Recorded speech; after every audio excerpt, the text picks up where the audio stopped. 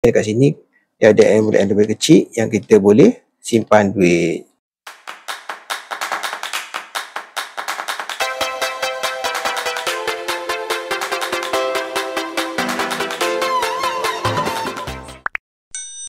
Hai, selamat datang ke channel aku Biomed.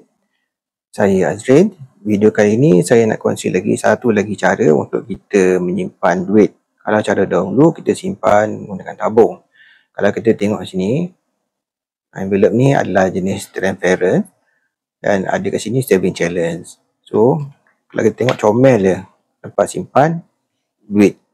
Kalau dulu kita nak simpan dalam envelope kan, dalam envelope tu kita boleh set lah target. Kalau cara warna dulu, setiap envelope tu dia akan tanda, okey, ini duit insurans, ini insurans Rotek, ini duit belanjaan sekolah anak-anak. Semua dia letak dalam sampul-sampul surat ataupun dalam sampul yang raya ni. Kat situ dia akan labelkan. Jadi dia akan simpan, jadi duit tu tidak bercampur. Bila cukup je, duit tu akan digunakan. Sekarang ni cara yang lebih mudah kalau kita nak kata bagi pemula untuk menanam minat menabung, kita boleh dapatkan satu envelope saving comel ni.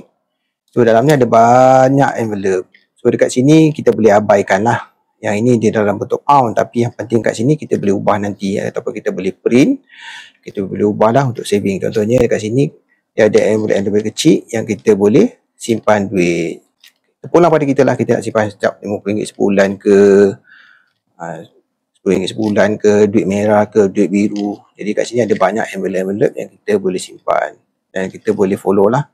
Jadi cuma yang kelemahan kat sini satu je lah, bila kita simpan, sebab envelope ni dia kecil, jadi duit tu dia berlipat. Jadi bila kita simpan tu duit tu berlipat lah. Kat situ tak cantik lah. Tapi tak ada masalah.